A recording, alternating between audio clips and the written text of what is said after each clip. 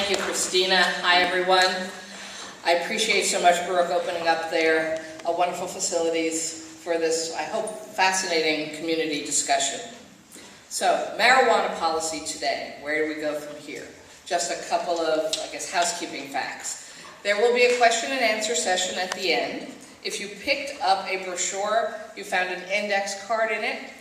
If you write down the question you would like to ask, or multiple questions you would like to ask, panelists or panelists singular or panelists, we'll be collecting those towards the end, and then we can make sure that hopefully we'll have enough time to have all the questions be brought up and answered by the panel. Why am I hosting this event? Partly it's an educational process for me and hopefully for you. I will tell you that it is my intention as a New York State Senator to soon introduce a law that would actually decriminalize, regulate, and tax marijuana.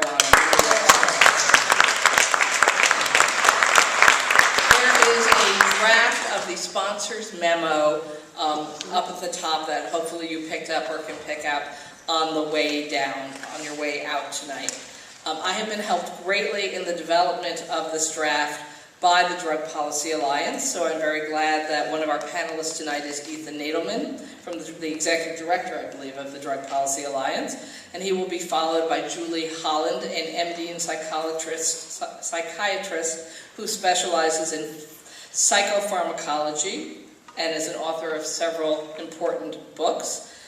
Then she will be followed by Alfred Carasquillo, and I'm pronouncing your name wrong, I apologize. He will correct it. And Alfred is going to give personal testimony about the impact of New York City stop and frisk policy and its relationship to our marijuana laws and the damage that is being done throughout our communities. Followed by Joanne Naughton, who is a retired New York City police lieutenant representing law enforcement against prohibition. And there is full biographies of each of the panelists here in your brochure. So, I'm not going to spend too much time talking tonight, but I wanted to say some of the obvious. Because when I announced that I intend to introduce this bill, of course the first question is, am I a marijuana user, or do I plan to be? And the answer, frankly, is, did I smoke and inhale in my younger days? Yes. But I'm old, and so if one asked me when was the last time, I'd say sometime in the 70s, and it's 2013. Do I plan on being in the future continuing if it becomes legal? No, I actually don't. I'm not actually encouraging or supporting or making a judgment about lifestyles, about using drugs or not using drugs, or alcohol or not using alcohol, or tobacco or not using tobacco, other than we know there are some health concerns involved in all those activities, and there are balances between moderation and abuse of all those activities. And for me, the real point is we know, and you will hear from experts, that marijuana is actually not more dangerous than other drugs that are legal in this country, and that we're using an enormous amount of our criminal justice budget, our courts, our prisons, on the cost related to having illegal marijuana, and that in fact through many of our policies, particularly the stop and frisk, although I'm sure others can give other examples, we are actually destroying lives for no apparent or justifiable reason as far as I can tell. Disproportionately young people's lives, disproportionately young people of color's lives. And in fact, while I represent proudly the east side of Manhattan from around 96th Street to Union Square, when there was a recent study by district of stop and frisk arrests, it was no surprise to me that having a disproportionately white district, I had a very low rate of stop and frisk arrests in my district. And yet, statistically, all those arrests were of Black and Latino youth. And with all due respect of my district, it's actually hard to find Black and Latino youths who live in my district. And so it was enormously disturbing and reinforcing to me about what the problems that we're seeing throughout the city and the state. Now, I know that there are people who are urging medical marijuana legislation, and I support that. I'm a co-sponsor of the medical marijuana legislation. There are people who are supporting the changes in marijuana specific to stop and frisk policy, and I also hope that passes. Although I've been very disturbed at how little effort has moved forward in either of those two agenda items in Albany this year. But I think ultimately the right answer for the state of New York is decriminalization, regulation, and taxation. And so I'm hoping that, like other states who have already moved down this path, we will get there. It's not opposition to medical marijuana, and I look forward to people's sharing with me tonight.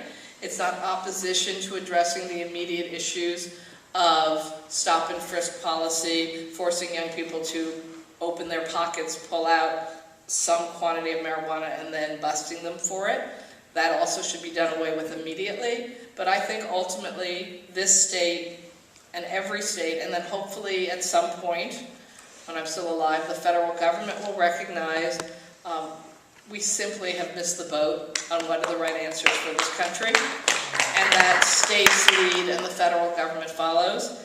And 18 states have passed medical marijuana laws, 13 states have decriminalized possession of small amounts, including New York, although as we've learned, not quite working right.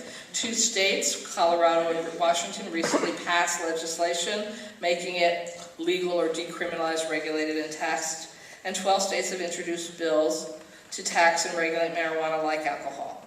So we have a long way to go, but we also have important models to look at already in this country and lessons to be learned.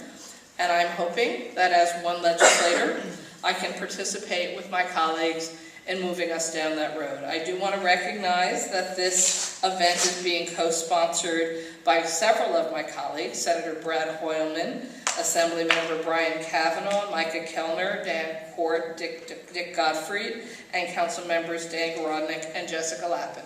So in fact, when I went to my colleagues that overlap my own district or nearby districts here in Manhattan, I actually assumed maybe not everybody would want to co-sponsor tonight, but I immediately got yeses basically from everyone, which I think also reflects the fact that if you have the discussions, if you open up the debate, and if you ask people to come along with you in this educational process, you get more support than you realize you will. So with that, I look forward to hearing from our speakers tonight.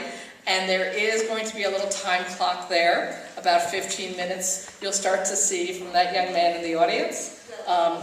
He will be holding up how many minutes you have left, just to let you know. And so I look forward to listening to all the experts, and I want to bring up Ethan Neal.